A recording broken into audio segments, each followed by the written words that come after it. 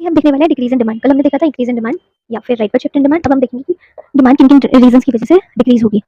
जैसे कल हमने देखा था ना, प्राइस इतना था, डिमांड कर्व जो था वो इस तरीके से था, डी और डी, बट शिफ्ट होके वो इस तरफ चला गया था, जैसे D1 और D1, है ना।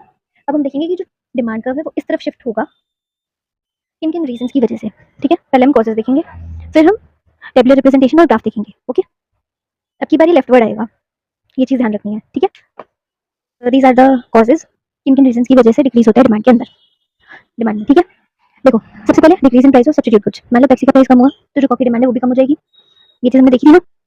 अब increase in price of complementary goods, अगर एक का प्राइस बढ़ गया, कार का बढ़ गया, पेट्रोल की डिमांड जो वो भी क्या हो जाएगी, बढ़ेगी नहीं, कम होगी। इसको मैं लिख के ही बता देती हूँ।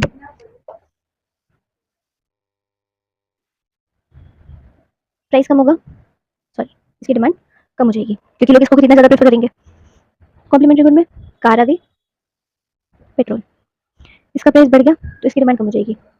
लोगों ने कार खरीदना कम कर दिया क्योंकि डिमांड बढ़ गई, तो पेट्रोल की डिमांड भी कम हो जाएगी। Decrease in income of consumer of normal goods, अगर इनकम कम हो गई तो देसी घी वगैरह जो थे, नॉर्मल गुड्स में क्या आता है, देसी घी वगैरह आता है, क्रीम मिल्क आता है ना। तो जब इनकम कम हो गई तो बंदा खरीद नहीं पाएगा, है ना, तो नॉर्मल गुड्स की डिमांड कम हो जाएगी। अनफेवरेबल चेंज हुआ टेस्ट एंड प्रेफरेंसेस में तो भी डिमांड कम हो जाएगी।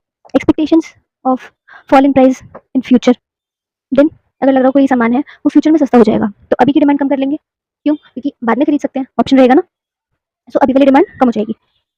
Increase in income of consumer of inferior goods, normal goods के केस में अगर इनकम घटेगी तो इसकी डिमांड जो है वो कम हो जाएगी, है ना। लेकिन अगर इनकम बढ़ गई तो इन्फीरियर गुड्स जो वो खरीद रहे थे, जैसे जो एक तरीके से डुप्लीकेट चीज़ें ये बोल सकते हैं, कम मतलब जो चीपर है, चीपर वर्जन है गुड्स का वो खरीद रहे थे, लेकिन जब इनकम बढ़ गई तो उन्हें वो खरीदने की नीड ही नहीं है ना, तो इसकी डिमांड कम हो जाएगी। ये सारे हमने देखे जिससे डिमांड जो है वो कम हो रही है, other than price of commodity, क्योंकि प्राइस ऑफ कमोडिटीज के अंदर भी कांस्टेंट ही रहेगा। ठीक है, अब देखो शेड्यूल, प्राइस है क्वांटिटी है, प्राइस रहेगा कांस्टेंट, जो क्वांटिटी डिमांडेड थी, मतलब जो डिमांड थी वो 100 थी, देन 50 हो गई, अदर फैक्टर्स की वजह से प्राइस कांस्टेंट है, डिमांड घट गई। ग्राफ देखो, प्राइस तो रहेगा कांस्टेंट, इसके अंदर ये प्राइस ही कांस्टेंट है ना। डिमांड कर्व डी इतना था, कम हो गई तो यहाँ पे आ गया। अब पूरा का पूरा डिमांड कर्व जो है वही शिफ्ट हो गया, किस तरफ शिफ्ट हुआ है, लेफ्ट साइड, तो ये कहलाएगा लेफ्टवर्ड शिफ्ट, लेफ्टवर्ड शिफ्ट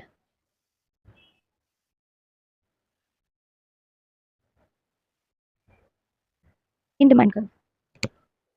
अब इसकी डेफिनेशन देखो, price of a commodity being constant if demand decreases due to change in other factors, जो कि सेकंड से लेकर 9th तक थे, then it is called decrease in demand और लेफ्टवर्ड शिफ्ट इन डिमांड। ठीक है,